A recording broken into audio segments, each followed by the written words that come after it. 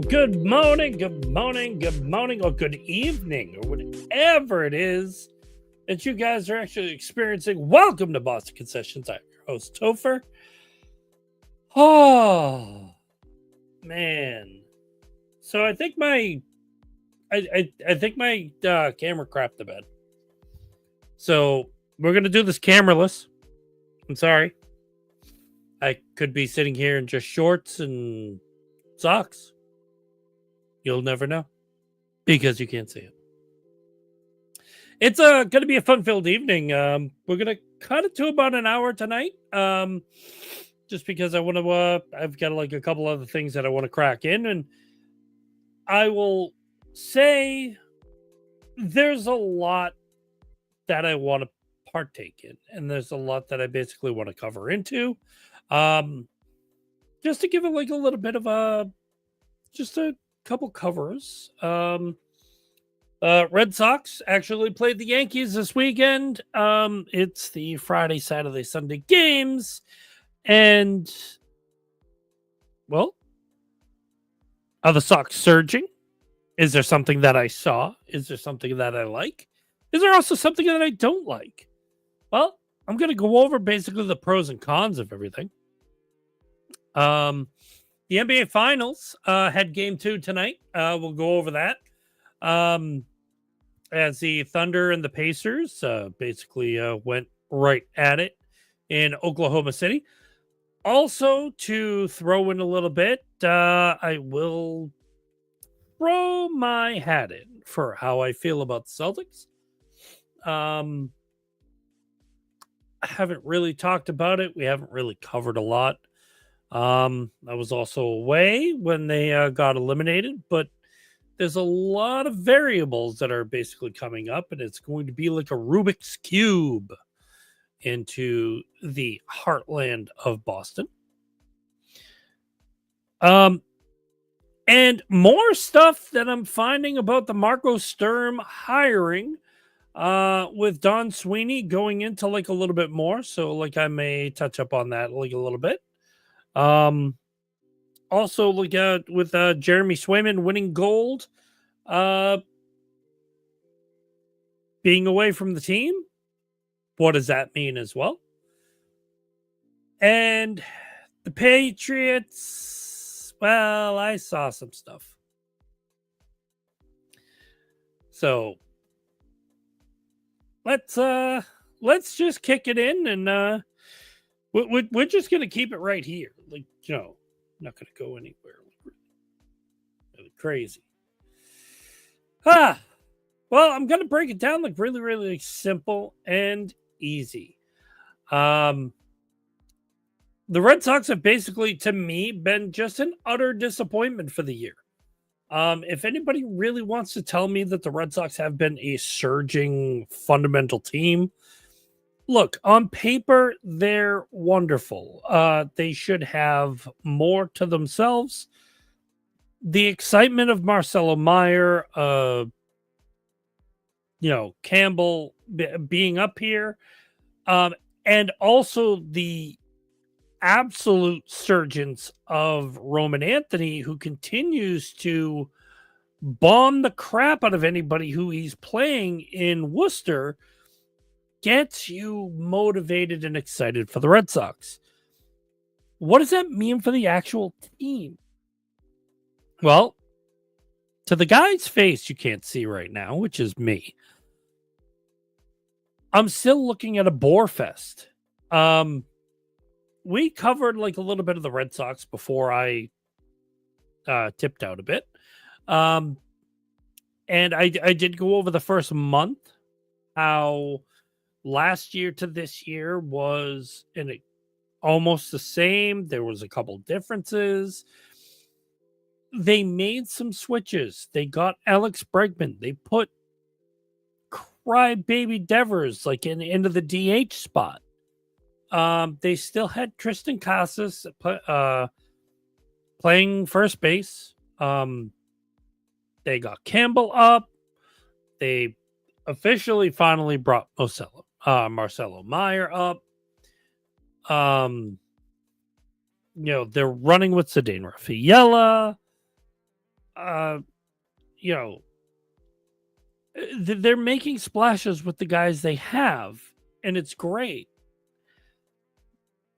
But there's also the point to where, like, when you look at some of the aspects of the the baseball team itself, you're not really going anywhere. And the reason why I say that is because I'm looking at the schedule. Um, they did a clean wipe of losing against the Brewers. They took 2-1 against the Braves. They lost 2-1 against the Angels. But just randomly, you take the first loss 9-6 against the Yankees Friday night. Saturday, you come back, you win the game. Even tonight, you win again, 11-7. So what have you basically done? You've taken on the number one team, the New York Yankees. You said, I don't care about your big bats. You're compensating for something. Congratulations. Okay, you pulled it out of your pants. You're trying to make like something come out of nothing. And you weren't scared of their pitching. So what was the differences? What basically made it out to be what it was? Because the way I'm looking, offense played a huge role. You know, that thing where you take a bat and you hit, like something that they were lacking a little bit of, except for like certain times. You know, I'm looking back to the Orioles series, 2-1, 5-1, 3-2, 5-1, 6-5 against the Brewers, 5-1. They popped up 5 runs against the Braves, 5, and they won 5-0. I mean, I'm sorry, I had the games mixed up. They played the Braves and they won 5-1, but then they lost 5-0. But then they came back and won 3-1. Against the Angels, you had a 7-6 win. Then you had a 4-3 loss. Then you like exploded for, and I'll say this, and this is why I'm saying a resurgence. This has been the Red Sox for offense the past 4 games. 11, 6, 10, 11. That's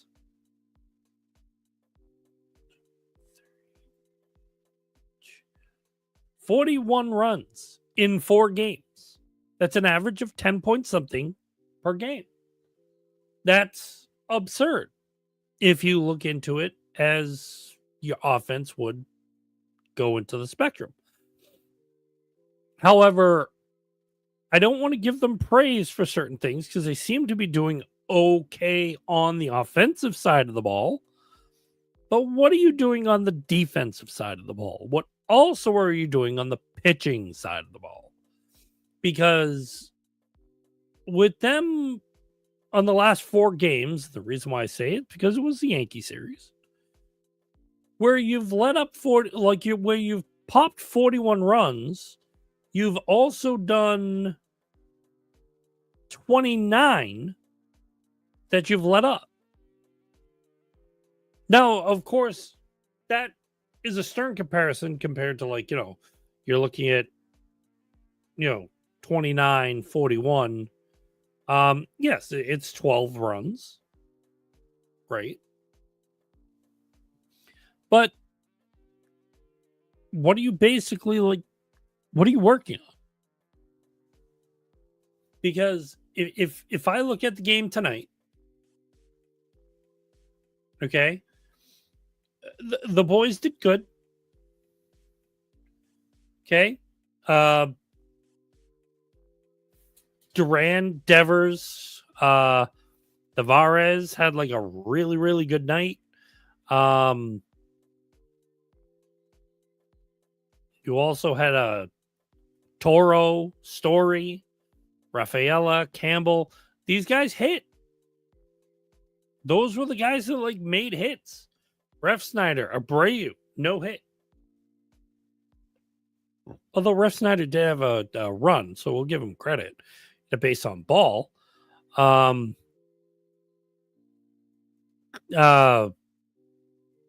Gonzalez, 2 Ks. Marcelo Meyer was on base. He had an at-bat with a run. It's great. Hamilton, nothing. So you've got your strong points, but you're also basically dealing with your weak points. I will also say, looking at this series, the person who's impressed me, and nobody ever say Devers, because listen, you have to watch him play first base one game, like third base another game, and then after that also DH. That's where Devers will impress me. Other than that, sit the hell down. You've annoyed me. Trevor Story. I know he's batting .226, but he's got 8 home runs on the year. He hit a home run in this game. So it's impressive, like, when you make a hit like that. Story also had 5 RBIs the previous game with like 3 hits out of 5 at-bats. That's a damn good step up for people who said, oh my God, Trevor Story's a waste. He's showing his limits. He's showing his limitations. That's fine that you want to, like, look at, you want to look at that, but when Trevor Story is making heavy moves, you can't just say, hey, dude, go away, because he's not going to. And of course, like, the first game of the series, like, he had 2 Ks, he was 0 for 4, but the only person who basically made a big sting was Devers hitting his home run. Marcelo Meyer actually hitting his first home run, which is absolutely fantastic. But you had Walker Buehler, who only went 2 innings, 7 hits, 5 earned runs. And yes, I will look at this as to the fact that, like, he is playing the Yankees, but this $20 million bum chum is fucking 5.18 for an ERA. And yes, I swore. Okay. Zach Kelly himself coming out of the bullpen, he's got a 6.6 ERA. Criswell has a 6 ERA. Do we have anybody that's under 4? So Bernardino's 2.1. And he played that game. And of course, giving it to it, you go into game 2. Crochet on the mound. He got the win. He did let up 5 runs. 5 were earned. But the man did have 9 Ks. 9 Ks. You went against the Yankees and you popped 9 Ks. I'm okay with that. I believe he even struck out. Yeah, I think he 2 out of the 3 Ks that Aaron Judge had that night were against Crochet. I'm all right with that. If you're limiting to a lot of things, but there's one thing that I will say. 5 earned runs from Crochet. All right, fine. You needed the offense to step up where you won 10-7. If they were doing their normal offense, like if they had 4-3, this game's over. And the Yankees didn't even get anything from Aaron Judge that night. He had 3 Ks. He was 0 for 4. Cody Bellinger had 3 runs, 2 hits. I mean, Paul Goldschmidt went a goose egg. He was 0 for 5, 3 Ks. Jason Dominguez went 0 for 4, 3 Ks. Gigi LeMahieu actually had 2 RBIs. Their catcher, Wells, had 4 RBIs, 1 home run, 1 K. He was 2 for 4.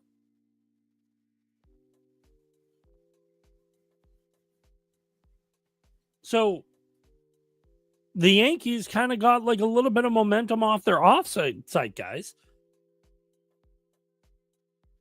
But the Red Sox were still, they were still showing up. They were doing what they needed.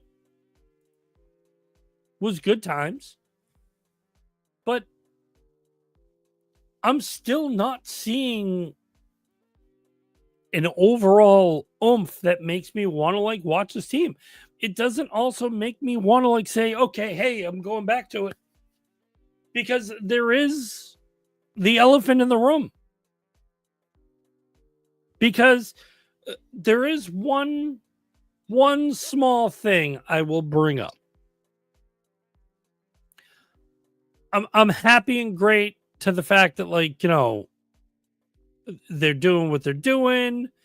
They're making big strides. Roman Anthony looks like he's getting ready to come up when he mashes a 497-foot home run. But 4 days ago, there's this little thing that's scratching at the back of my head. And the Associated Press, ESPN, actually put this out. Los Angeles pitcher Tyler Anderson got into a shouting match with Red Sox first base coach Jose Flores on the field at Fenway Park before Wednesday's game. Neither team would discuss what it was about. A video posted on social media showed Anderson and Flores going face-to-face during batting practice. The Angels pitching coach Barry Enright also joined the argument before Red Sox third base coach Kyle Hudson came in and tried to break it up.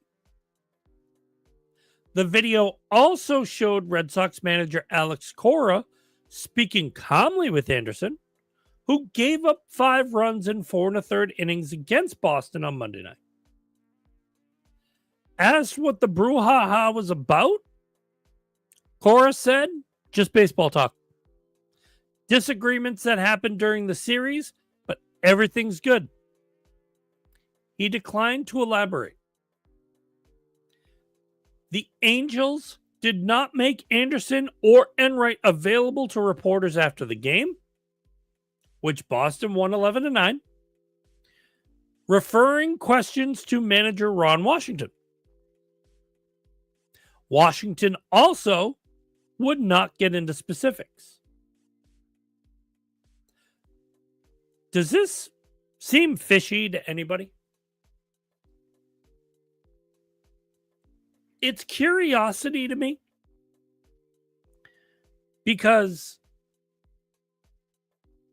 the rumor that's starting is that they were sign stealing.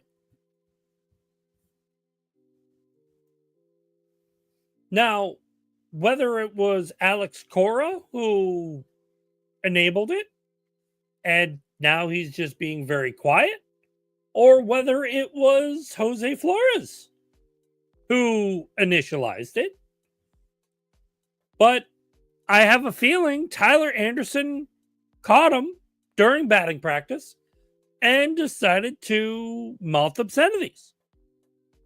It's not like someone like sitting over there and it's like, hey, how you doing, man? Your mother. Okay. And all of a sudden, like now you're in a shouting match. And especially for something like this, during batting practice, something had to happen. And there's a little bit of buzz that someone was stealing signs. Why does this remind me of something? Hello? We've got the thief of the East. We've got the cheater upon cheaters for a coach in Alex Cora. We've got a guy that, according to some outlets here in Boston, that this man has checked out.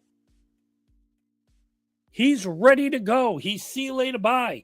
He's not interested in being here. Not just being here.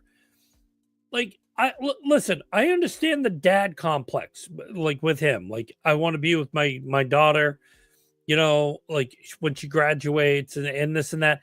I get it. But things that happen during a game, listen, for something like that, if you take the time away for it, that's one thing. When you're saying there's going to be more of this and you signed up for the next 4 years, dude, you either want to coach or there's a problem. There's a lot of coaches that have probably had their son's baseball games. Like, you know, like, how do you think they got to where they are? Yes, they had to give up a couple things, but not saying to the fact you can't be with them for Christmas. You know, you lay out what your job is. You explain to the boy, you explain to the girl, you explain to the person, you know, the little people, what your job is. There's nothing to that. If you're going to be the snake in the grass who thinks, oh, you know, I'm going to take my time off, I'm going to be this. Okay. You're just as bad as Devers, where he doesn't want to play the field. By the way, Devers, thank you. Because the acquisition we got to play first base not only handles the base proudly, but he's actually been slugging the crap out of the ball. Is this giving Devers a pass for me? No. If anybody wants, like, Rafael Devers will still be the baby-faced Marcus Smart of baseball. I thought Marcus Smart was a cancer for the Celtics. I still think Rafael Devers is the same damn thing. If there was a way to take money away from people, you would see a big turn on how Devers would have his big fat ass in the field. But no, we can't do that. We can't take away that lovely money that Rafael Devers has. I would love to. I want to make him earn it. I would say to the fact that you have $150 million that I will guarantee because you are a good hitter.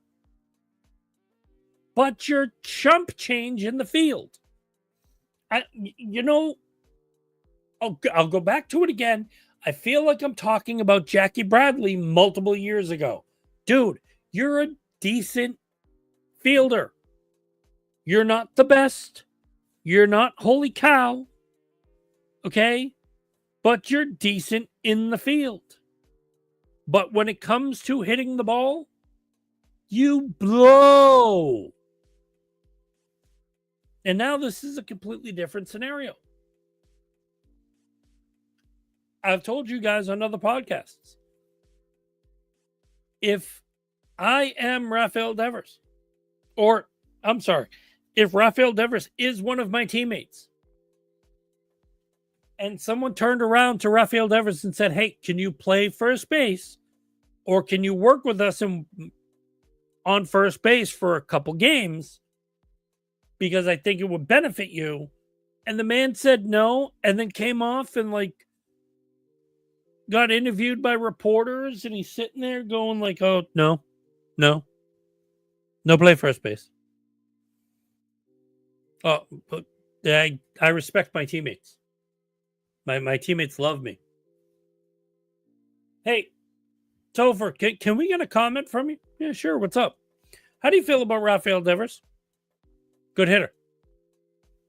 What do you think about him not playing first base? Pussy. Bitch. Lazy.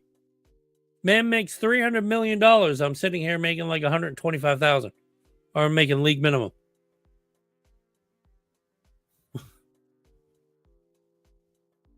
You know, like, well, he says he's a good teammate. Like, well, not if he's not standing for Casas, who went down.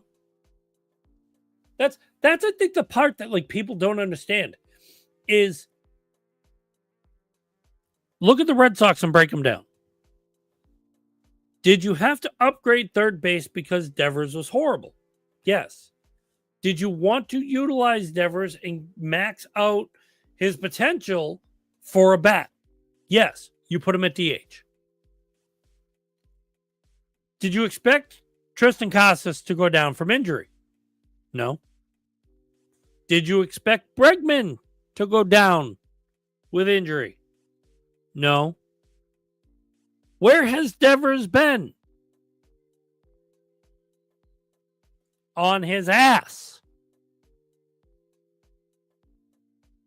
I can flat out tell you right now, against the Yankees, he DH'd. That was tonight. Last night, the box score, he was DH.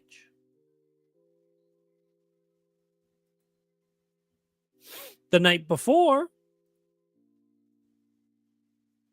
clicking the box score right now, he was a DH.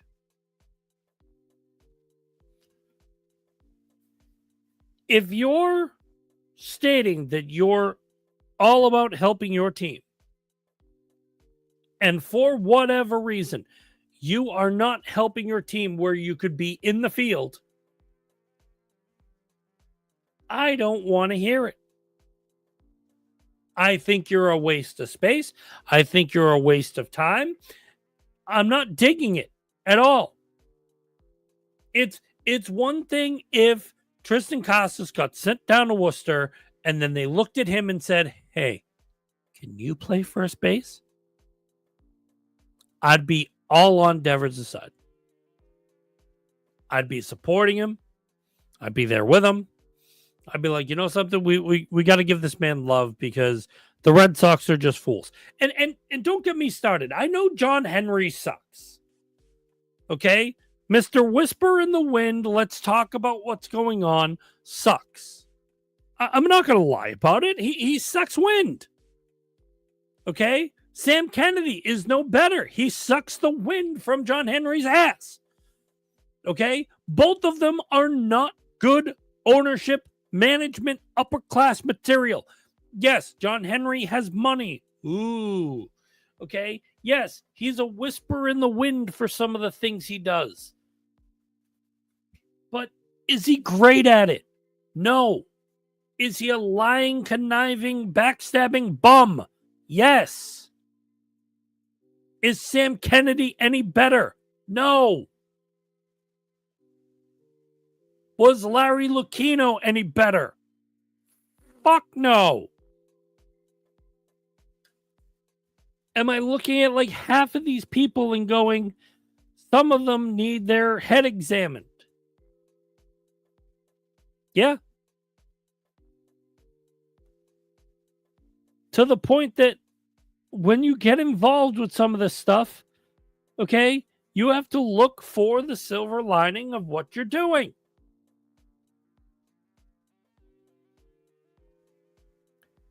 And in this case, when a man does not step up for his fallen teammate, that is not proper team player. That's a one-man army who's out for himself. And if any one of those yahoos, which John Henry taking his private jet, going down to talk to him when they were playing Kansas City, any bonus that man would have gotten, I would have said, hey, I'm contacting the league. I'm removing your bonus. And I have merit. Okay, we're asking you to play the field. You're denying it. You're going out. You're doing this. Better yet, how's this? I'm fining you the amount of your bonus. What's to stop him from doing that? You can fine people, right? If they've got a bonus or they've got something that actually elevates them or does something for them that makes them guaranteed with something, fine them that amount. We just had a breakthrough. Fine them.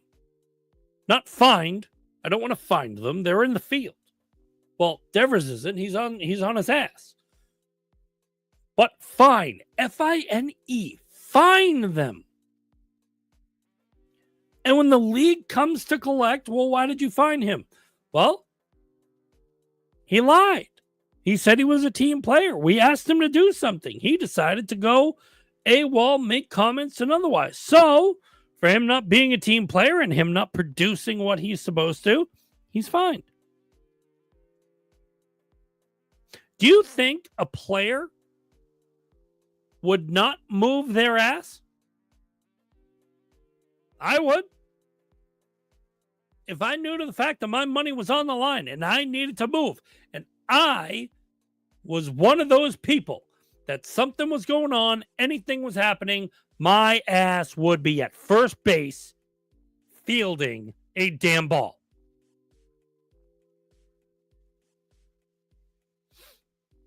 That's my thought, my theory. That's how it goes.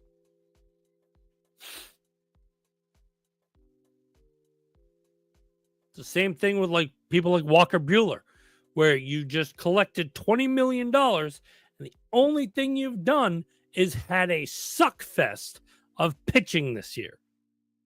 Dude, you were supposed to be from World Series hero, and now you came up to being like an East Coast zero. No, you're fined. See you later. Taking back $5 million of your 20. You suck. Seriously. What is he? He's 4-4.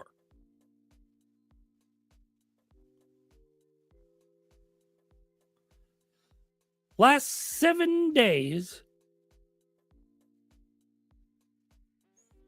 he's done 2 innings. In the month of June, he's done 2 innings. Yep. He's, so far, he's done 10 games played. He's started 10 games. He's pitched 48.2 innings. He's had 53 hits, 30 runs, 28 earned runs, letting up 10 home runs, and he's got 44 Ks. His last 5 starts, he lost against the Yankees, which was Friday. He lost against Atlanta, where he got shut out. He lost against Baltimore, where he only had 1 run that backed him up.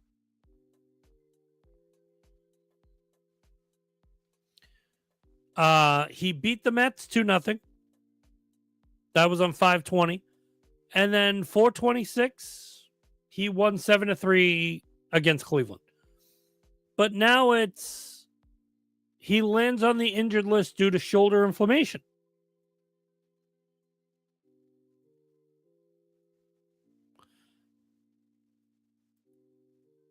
You're injured. So you mean to tell me that 22 days ago you came out and you returned to the Red Sox on Tuesday, okay? 19 days ago, which I believe was Sunday, you got thrown out of a game. You're now on the injured list due to shoulder inflammation. You're going back to Boston for tests on your shoulder. I'm just really not sure what the hell to expect.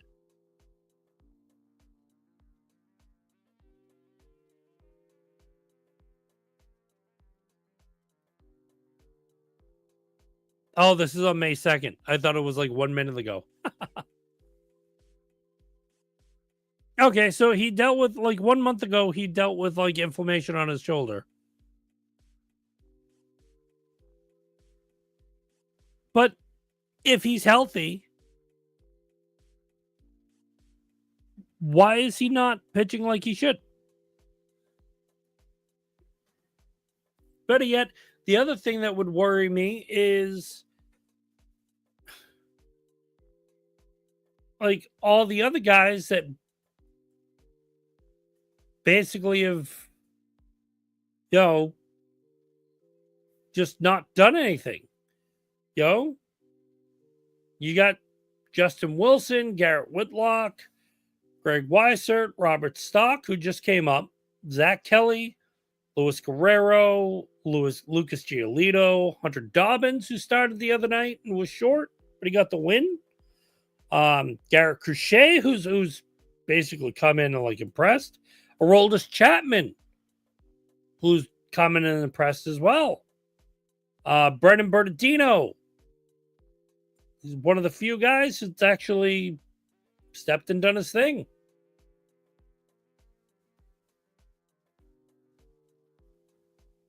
He's got a 2.73 ERA.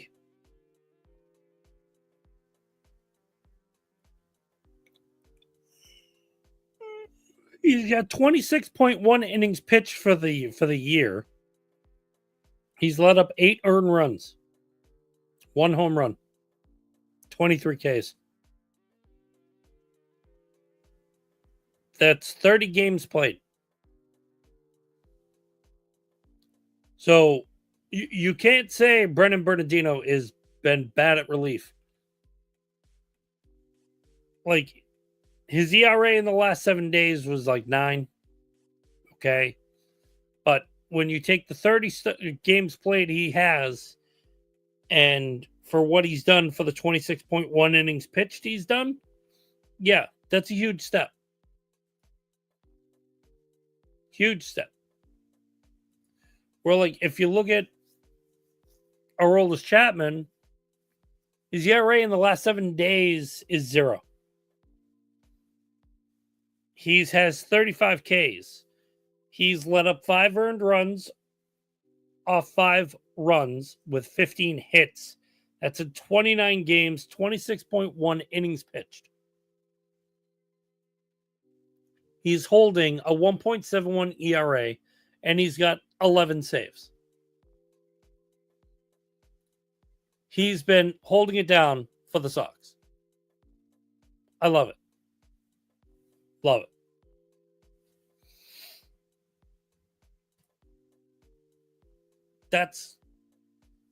Those two guys are where you basically need to focus. And if you're going to do anything for also the Red Sox, you got to basically hold it down in certain ways. And you got to make statements at that point.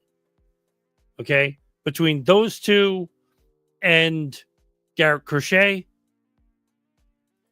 you basically got to show your muster and show what it is. Brian Bello, since he's come back, he's got a 3.91 ERA. He's played 9 games. He's got 46 innings pitched. He's got a 4.5 over the last 7 days. I'm not going to say his record is fantastic. He's 2-1. But the last 5 games that they've played,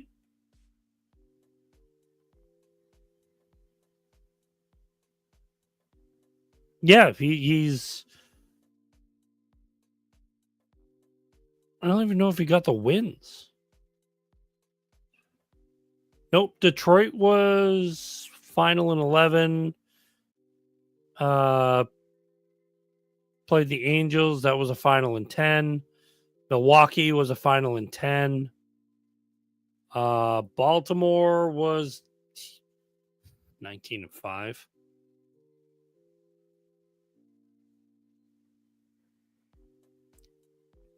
Trying to find out where the box score is. There it is.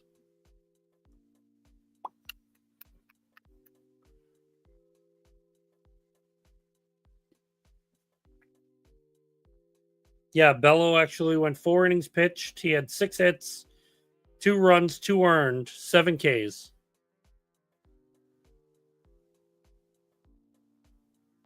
Bernardino came in. Whitlock came in. Whitlock got the win.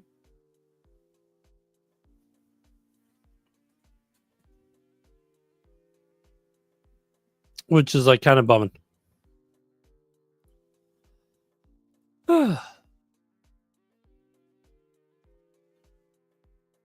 But you never know with everything.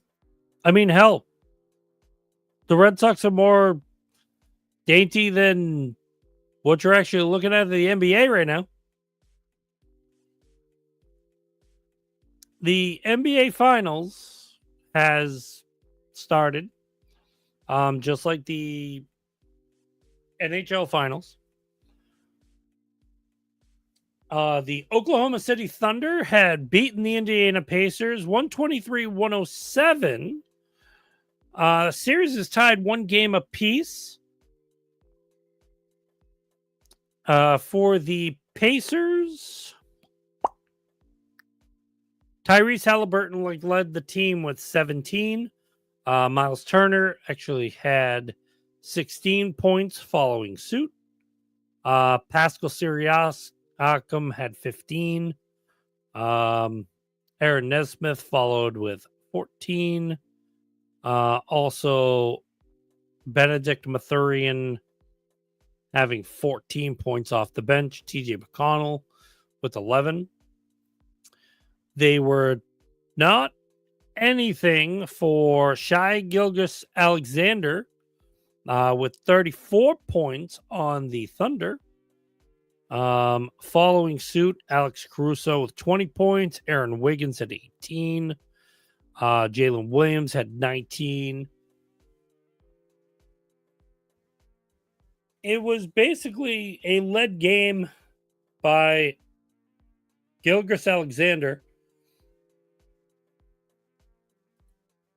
Just, it's nothing that's moving me or basically anybody.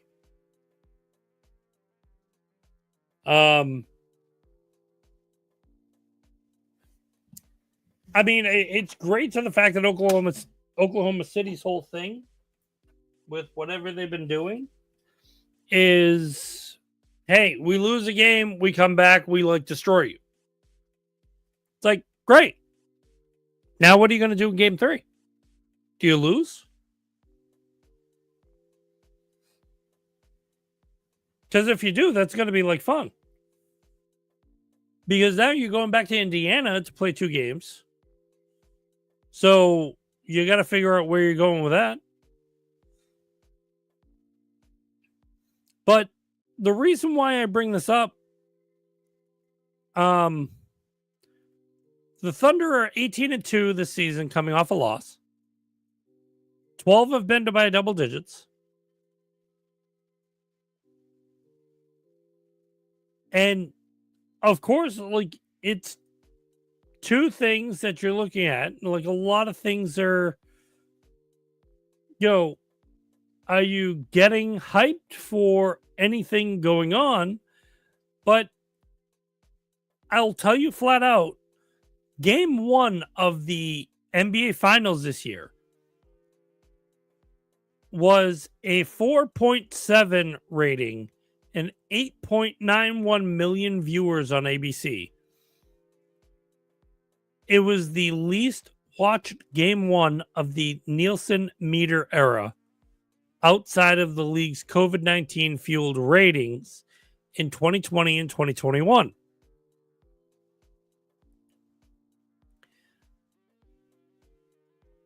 The numbers are an 18% ratings decline, 19% viewership decline from last year's finals opener where Boston faced Dallas. And the decline would have been worse had Halliburton and the Pacers not launched a furious comeback in the final minutes to stun the Thunder.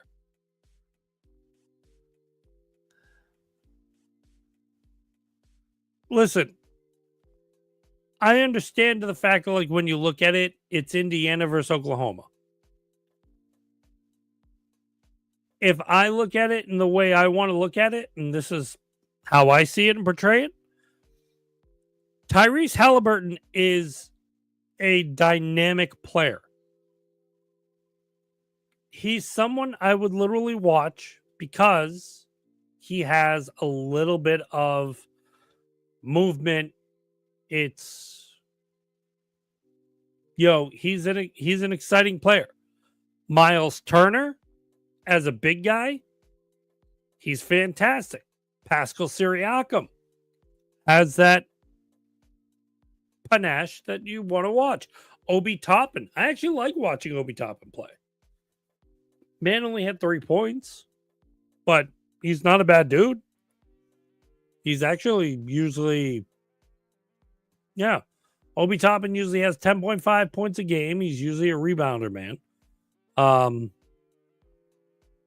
But for knowing what he can do, it's exciting. But then when you look at the Thunder, though, Shai Gilgeous-Alexander is, he's 26 years of age, and he just reminds me of a very young LeBron at the current stage of his world. Because I've seen 3 games with this man, and he's been a flop fest, more so than when you catch the smallest minnow and you unhook him and he falls and just flops around. His game is kind of, it doesn't have any hype. I can't get by it. It's the way I feel. Of course, somebody's going to be like, oh, you don't know ball. Yeah. And you're probably one of those people that still says LeBron's the GOAT over Michael Jordan. Or you're going to tell me LeBron's the GOAT over Kobe Bryant. And I'm going to tell you to sit down because you're going to hurt yourself. SGA is, in my eyes, he's got some movement, but he's boring. So, yes, when I'm looking at the Indiana Pacers against the Oklahoma City Thunder, the whole team is actually doing a monumental piece. But this 26-year-old is kind of leading the way, making certain things not be, ooh. Like, if I'm looking at him, yes, he had 8 assists. Okay, he had 4 steals. Is that normally like something that you would see out of the Pacers game? No. Is it probably going to be like one time that you do this and then game 3 is back to Indiana being Indiana? Yeah. Is it going to make the series any more so that anybody wants to watch? No.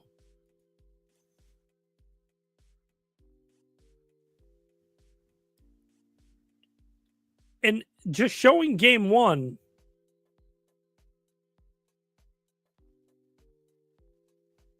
yeah, it's not hype. And the point of it is the Pacers win could aid ratings down the line, as many viewers might not have turned into how lopsided the series was perceived to be. The Thunder opened as an 800 favorite to win the first title in OKC, the best odds since the 27-18 Golden State Warriors. But the Thunder have been so dominant this season that even down 1-0, they are still negative 350 to win it all. They aren't unstoppable, though, and plenty of fans could be interested in either a comeback or one of the biggest upsets in finals history. You're still not hyping a lot of things that people are going to care.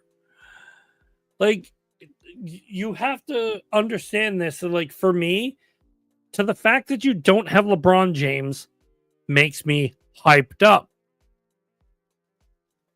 But a lot of people are like, oh, LeBron's not in there, I'm not watching it. If you don't have star power, you don't have the hype for it. Tyrese Halliburton is a star. He's a good player. He's solid for who he is. If you're really going to sit there and say this doesn't have star power, look at that man play. And it's not me so much as like saying, hey, I want Indiana to win. But it's so much where like you get enthralled with that positivity that you can sit there and go, oh, I'm looking at this. It's amazing. There's no LeBron. There's no hyped up player. But it's two teams playing two teams. I'm sorry. It's one team playing one team that would get you a little bit more focused on the basketball aspect besides something that goes, oh, yeah, I want that star player guy to win. No, I'd be focused on the teams. The team is what's making it move. It's what's giving it life. If this thing goes back and forth and goes to a game seven, I might be excited. Okay? Not going to tell you what type of excitement I'm going to be. No. But there's possibility that you're going to sit there and go, you know, this game might have some excitement to it. This game might have some pizzazz.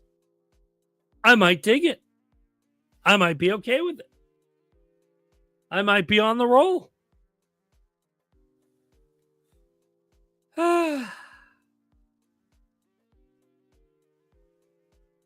But it is the NBA Finals. The Celtics are not in it. The Celtics were eliminated by New York. And the hype that came from New York for beating Boston, like I said in the last podcast where we did a special Friday night, because it was Friday. I was ready to go. And this is me back. I covered a little bit of Tom Thibodeau getting fired. And to me, that's really, it's kind of crappy.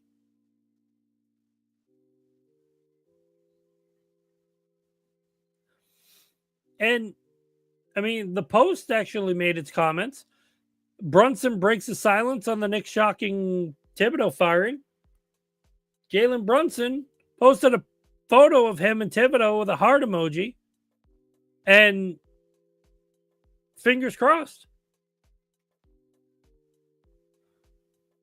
So Brunson was all about Tom being the coach. And it's the fact that Tom Thibodeau took the Knicks to the first conference final in 25 years. And they didn't go anywhere because they played a very, very good Indiana Pacers team.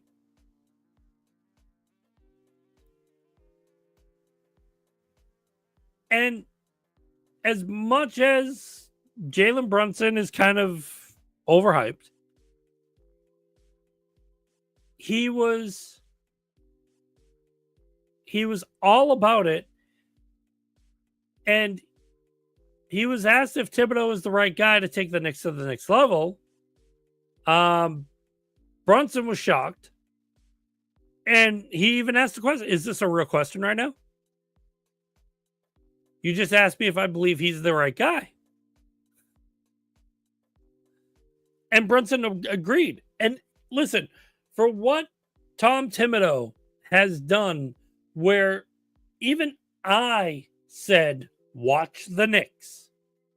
I said it at the beginning of the season, watch the Knicks.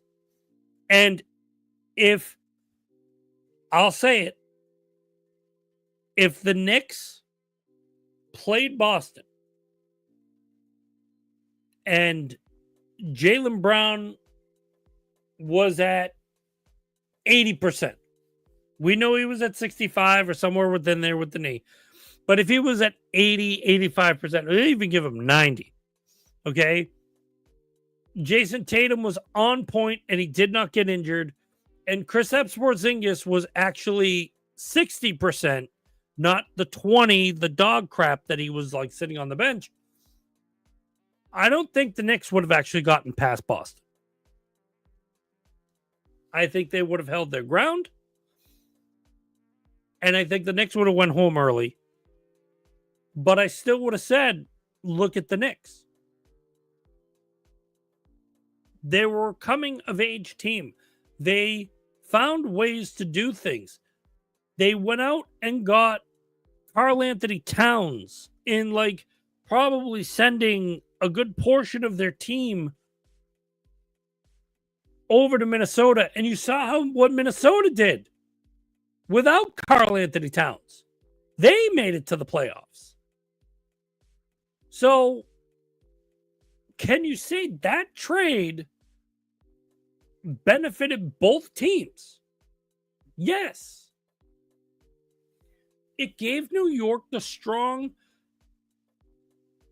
like-minded big that they needed to have, and it also gave Minnesota some control structure that they needed in order to get around their woes, their everything they were dealing with. And both of them made the playoffs. Both of them were exactly where they needed to be. I got to throw my hat in for both of them. Now, yes, they got thrown out, but they were there.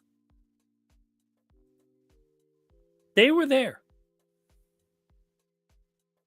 So,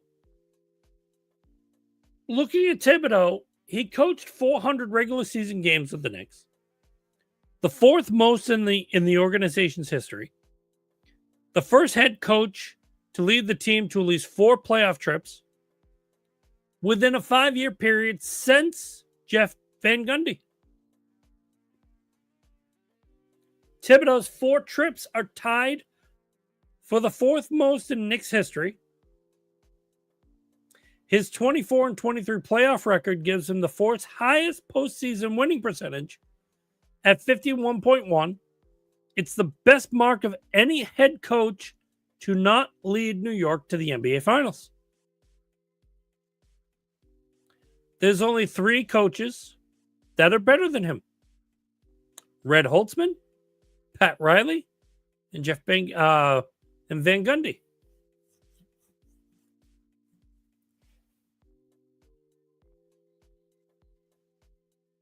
The Knicks head coaching search is probably going to be a big one because, like I said Friday, when you have the Knicks that are looking at Jason Kidd, between everything that happened in Dallas, between also losing Luka Doncic to the Lakers and getting Anthony Davis in return. Are you going to be somebody that's happy about that because you lost your star power? But yet, you have Anthony Davis, you have Kyrie Irving, you have a couple of the decorated guys that can handle the team. Is that bad? Well, it may lure him to New York. It also may not. He may stay. But I'll say it and I'll bring it up because during the press conference of what they were explaining why Luka Doncic went to LA, that man was really uncomfortable sitting next to the general manager of the team. So that in itself is just one of those things that you got to sit there and go, oop. But looking at the Celtics, and then I'll cover the Celtics and then we're gonna wrap up. I'll leave the Bruins for another yelling day. Looking at the Celtics for what they're doing, there's a lot of speculation as to what you're going to be doing. You've got Luke Cornett that may leave the team. He's a valuable piece. You've got Porzingis, who's showing his injury-prone moments and the also high price tag of having someone like Kristaps Porzingis. Al Horford, the question mark for his future, as I believe his free agency piece is coming up. Biggest question is always going to be, and I put this into perspective in two different ways. You're not I would write Jason Tatum as he's home. He's not going to be with you for the year. He may be on the bench. He may be helping out. He may be doing positivities, but don't expect him as a player because no. There's got to be more to it. There's got to be some things that are basically going and especially where you've got the injury he has. I had joked around to the fact that if he got back in January, February, possibly even March, playing him a couple games, 2 minutes sitting down, 2 minutes sitting down, 2 minutes sitting down. What does that do? It actually gives him instead of running around the gym and getting that comfortability to him, it actually gives him live playing games. Is that possibility of an option? Sure. But the other thing is where Jaylen Brown is going to be. Is Jaylen Brown going to be someone that is ready for the year? Is it going to be something to where he's still with the team?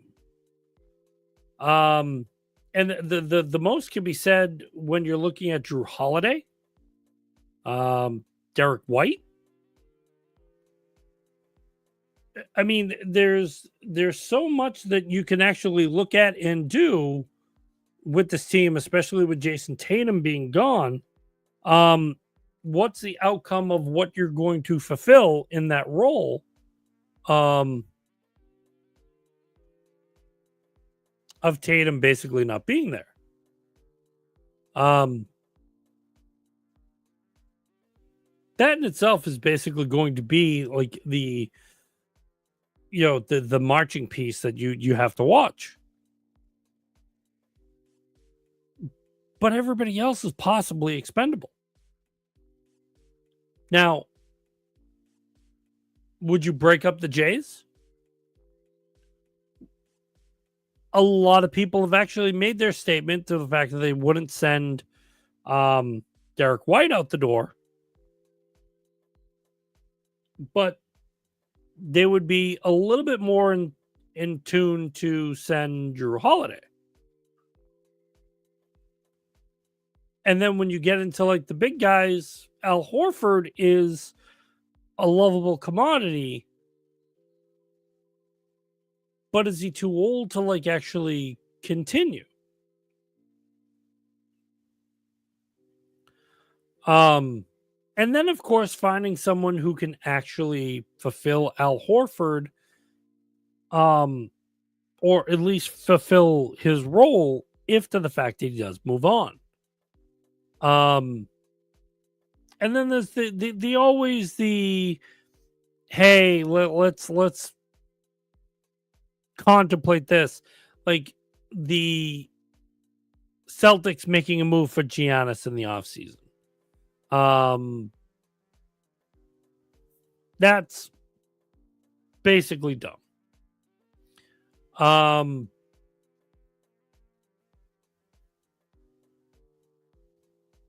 I've also heard the Porzingis for Robert Williams. It's injury versus injury. I'm not even like gonna. No.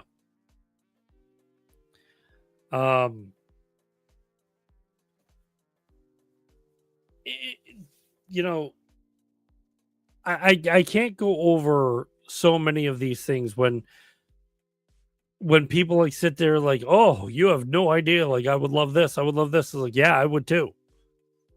But are they going to do it? No. And I know Cooper Flag would be one of those wonderful pieces to get. Do I think they're going to get him? No. Because he's probably going to go number one. If he falls past number 1, 2 and 3 are probably going to like be taken right up.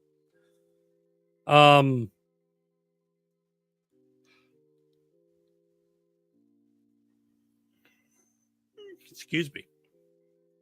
But I think like looking at a couple things like what they could do, sending Jaylen Brown to San Antonio would basically give them the second pick. And probably plucking somebody like Dylan Harper.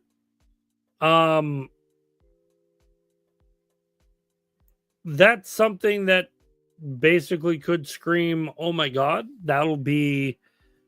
that's where like you would be okay with getting rid of the Drew Holiday. You'd have a young and up and coming kid who would basically move the ball. He would be a perfect tandem with Derek White. He'd be able to like work very well with Jason Tatum. But in order to probably get that number 2, you're gonna probably be looking at getting rid of Jaylen Brown. Can the Celtics do that? And would people also be upset with moving on from him? I'd kind of be okay, but you have to look at everything as it is. When you're looking at Jaylen Brown and then you're also looking at Jason Tatum, that's about $100 million between them both. So you got to think upon like what the step is going to be. Jaylen Brown being 28 years old. Jason Tatum going to be 27. They're both basically going to have stretches. Peyton Pritchard being 27. Derek White even being 30. Drew Holiday and Al Horford being the elders. Drew Holiday being 34, Al Horford being 39. you're basically looking at needing to submit something for them to give them a little bit more step.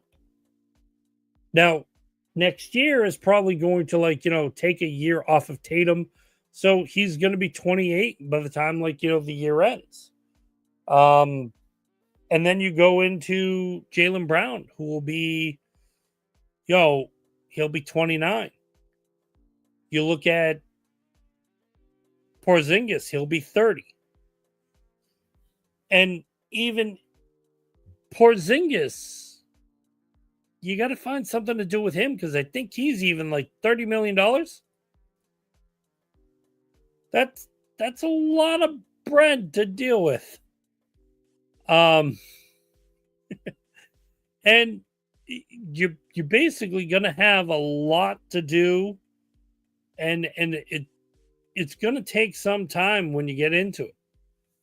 Because when it comes down to it, like you've got to figure out your money situation, and especially when you got two Jays that are taking up $100 million of your cap, and then everybody else fills the bill around it.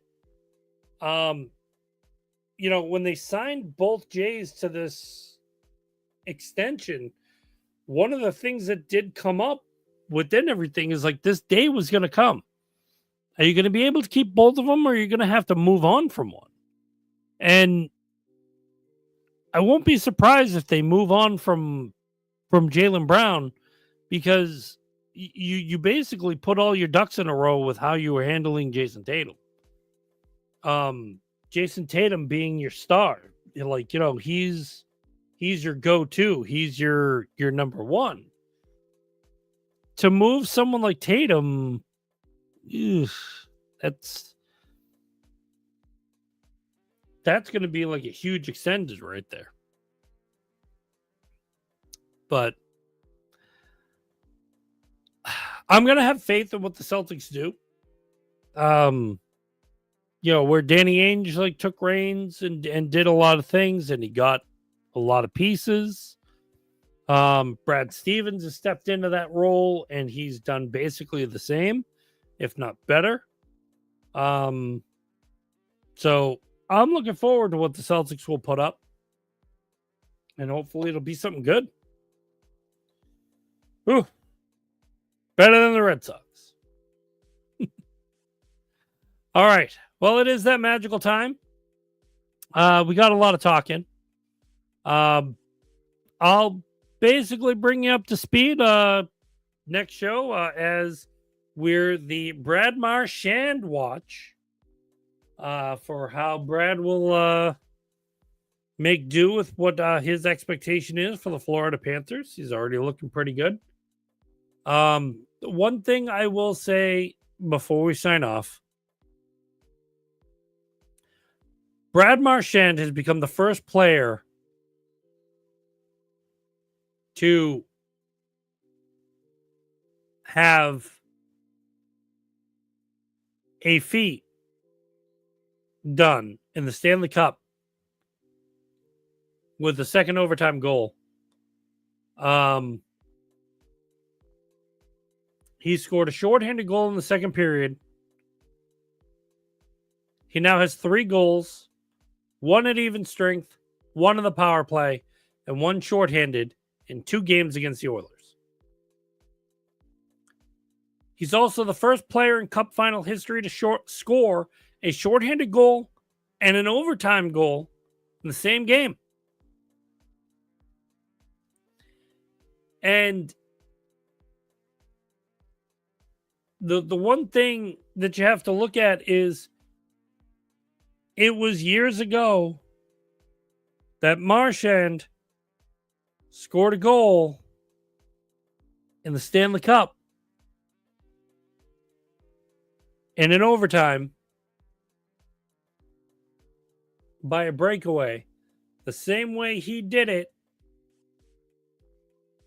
against Edmonton for the Panthers the exact same day. So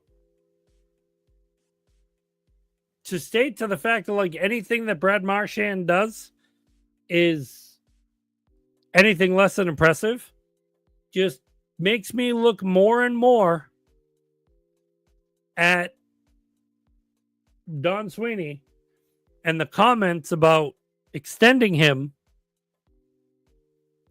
just goes to show I don't think Don knows his way around anything anymore. I think he's basically having like, sunshine thoughts. But like I said, we'll get more into that. But we'll be watching more with Brad and see how everything goes. We'll bring you up to date as Edmonton will play Florida. That game is tonight on TNT, 8 p.m. Eastern time. And then the following game will be June 12th and June 14th. Those are the possibility dates, depending upon how everything goes. Actually, no, those would like the following game would actually be the because right now, like with 2, that'll be 5. So yeah, like if somebody wins all 3 of these, which I doubt that's happening, I'm basically running a mill that this series is probably going to go 7, 6 if it's lucky. But between the goalies, between the teams, this basically has more etched on it than the NBA Finals. So if you're not watching the NHL, you might want to start watching a couple of these games. Also, next time we're here, I'm going to bring up a couple things upon Angel Reese. Why? Because, you know something? It's one of those headline stories. You want to get it off the head and basically just state your piece about it.